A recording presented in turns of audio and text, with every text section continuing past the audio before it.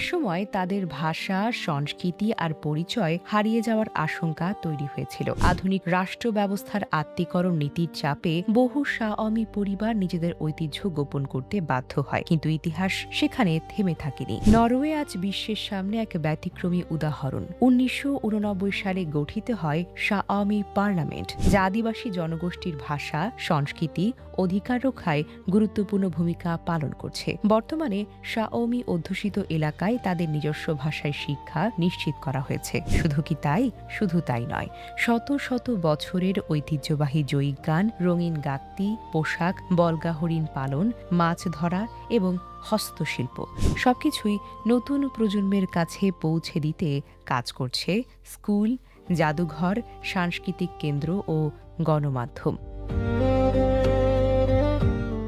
আধুনিক প্রযুক্তির যুগেও তারা ভুলে যায়নি নিজেদের শিকড়। তারা সব পথ এখনও সহজ করে দেখে না। ভূমির অধিকার, প্রাকৃতিক সম্পদ রক্ষা এবং আধুনিক উন্নয়নের সঙ্গে ঐতিহ্যবাহী জীবিকার ভারসাম্য বজায় রাখার লড়াই তো এখনও চলমান। তবুও প্রতিটি চ্যালেঞ্জের মাঝেও শাওমিরা প্রমাণ করে চলেছে নিজস্ব পরিচয় আঁকড়ে ধরে এগিয়ে যাওয়াটা সম্ভব। নরওয়ের এই উদ্যোগ শুধু একটি জনগোষ্ঠীকে রক্ষা করার গল্প নয়, এটি পুরো বিশ্বের জন্য এক অনুপ্রেরণা।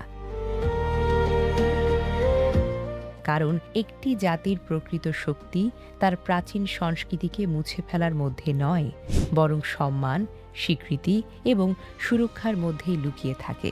শাওমিদের এই সংগ্রাম আমাদেরকে মনে করিয়ে দেয়, সাংস্কৃতিক বৈচিত্র্য শুধু অতীতের স্মৃতি নয়, এটি মানবজাতির ভবিষ্যতের অমূল্য সম্পদ। Desk report, recap news.